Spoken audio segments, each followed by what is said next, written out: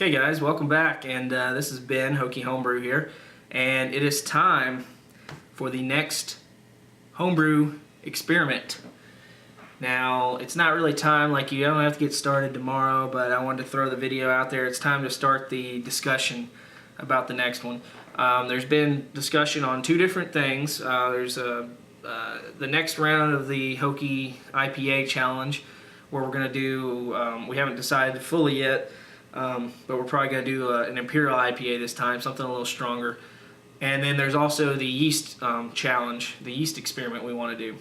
So I've spoken to the tribal elders, and that is S.J. Poor and Dorf 68.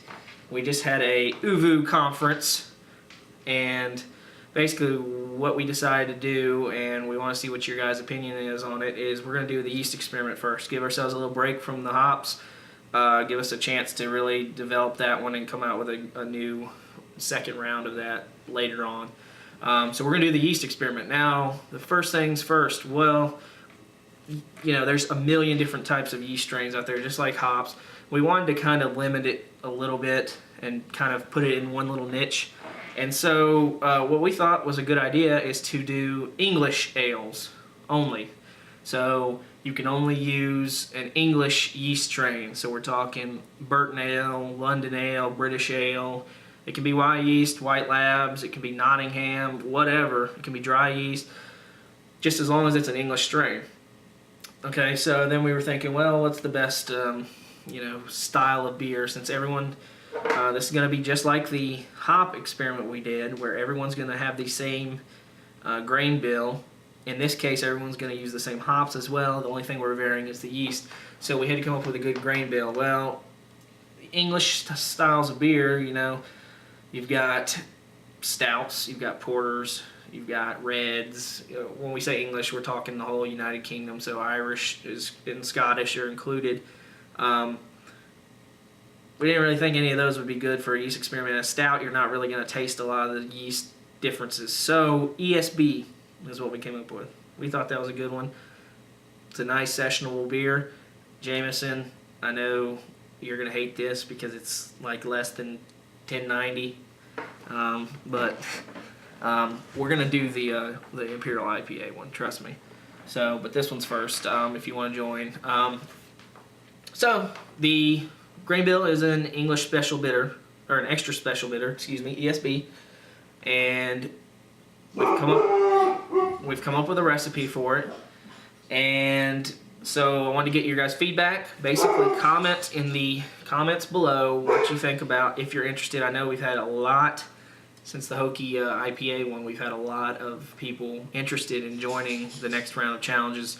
So we also want to see how many people we have to see the feasibility of doing this to begin with. So let me give you the guidelines. Let me give you the recipe that we came up with.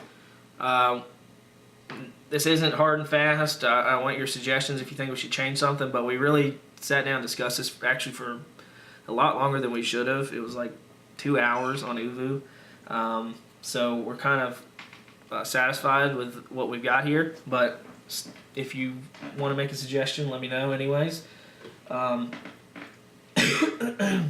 Here's what we got. So we're shooting for an original gravity of around 1060, which is right at the upper end of an ESB style. About 45 IBUs, 14 to 15 SRM, so a nice amber colored beer, copper colored. Let's see, so in my Beersmith calculations, everyone's going to be a little bit different, but here is what we came up with. Now this is for a 5.5 gallon batch. The reason we do that is because after racking a secondary and all that kind of stuff, you lose beer. So we want to start off with 5.5 gallons, so at the end of it we end up with 5 gallons, because chances are we're going to have a lot of people wanting to do this experiment, so we need to have enough beers to send out. So you need 5 gallons. Anyways, I'm rambling. Here we go. Of course, Marris Otter. English pale malt, whatever you can find, but an English two-row, an English base malt, Marris Otter preferred. 10 pounds of Marris Otter. Okay, 1 pound of Crystal 60, half a pound of Torrified Wheat, or if you cannot find Torrified Wheat, Flaked wheat is pretty similar. Torrified wheat is just the kernel version of flaked wheat, essentially. So a half a pound of torrified wheat, and then a half a pound of Crystal 120. Okay.